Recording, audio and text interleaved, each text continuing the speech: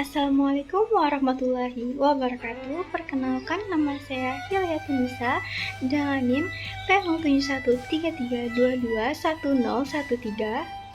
Di video ini saya akan menjelaskan tentang permasalahan korupsi yang ada di Indonesia, nilai-nilai anti korupsi, dampak dari korupsi tersebut, dan juga strategi pemberantasan korupsi.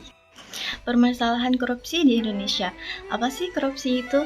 Korupsi adalah penyelewengan atau penyalahgunaan uang negara untuk kepentingan pribadi atau orang lain. Penyebab terjadinya korupsi di Indonesia mempunyai dua faktor. Yang pertama, faktor internal adalah sikap dan sifat individu. Yang kedua, faktor eksternal adalah pengaruh yang datang dari lingkungan atau pihak luar. Faktor internal sangat dipengaruhi oleh kuat atau tidaknya nilai-nilai anti korupsi dalam diri seseorang. Apa saja sih nilai-nilai anti korupsi tersebut? Nilai-nilai anti korupsi adalah sikap-sikap yang ada dalam diri seseorang seperti sikap jujur, mandiri, disiplin, peduli, bekerja sama, bertanggung jawab, sederhana, berani, dan adil. Nah, setelah mengetahui nilai-nilai anti korupsi, kita akan mengetahui apa dampak yang ditimbulkan oleh korupsi tersebut. Yang pertama, dampak dari bidang ekonomi seperti hancurnya modal sosial dan kerugian uang negara.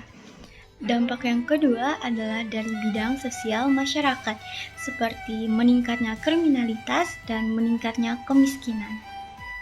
Dampak yang ketiga dari bidang kesehatan masyarakat, seperti tingginya biaya kesehatan yang menyebabkan kesehatan masyarakat di Indonesia semakin buruk. Dampak yang keempat dari bidang birokrasi pemerintahan yang merugikan masyarakat sehingga menyebabkan ketidakpuasan oleh masyarakat tersebut. 3. Strategi pemberantasan korupsi. Apa sih pemberantasan korupsi itu? Pemberantasan korupsi adalah suatu rangkaian tindakan yang dilakukan untuk mencegah dan menanggulangi terjadinya korupsi dengan peran serta masyarakat berdasarkan peraturan perundang-undangan yang berlaku.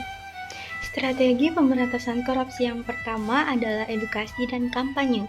Edukasi dan kampanye merupakan strategi pembelajaran pendidikan anti korupsi yang bertujuan untuk membangkitkan kesadaran masyarakat mengenai dampak korupsi, mengajak masyarakat untuk ikut terlibat dalam gerakan pemberantasan korupsi, serta membangun perilaku dan budaya anti korupsi. Strategi pemberantasan korupsi yang kedua adalah pencegahan dan perbaikan sistem, seperti mendorong transparansi penyelenggara negara dan memberikan rekomendasi kepada kementerian dan lembaga yang terkait untuk melakukan langkah-langkah perbaikan. Strategi pemberantasan korupsi yang ketiga adalah represif. Strategi represif adalah upaya penindakan hukum yang menyeret koruptor ke pengadilan. Dalam strategi ini dilakukan 5 tahap. Tahap pertama, penanganan laporan pengaduan masyarakat. Tahap kedua, penyelidikan. Tahap ketiga, penyidikan. Tahap keempat, penuntutan. Dan tahap kelima, eksekusi. Sekian tugas video ini saya buat. Salah kata mohon maaf. Wassalamualaikum warahmatullahi wabarakatuh. Sampai berjumpa lagi.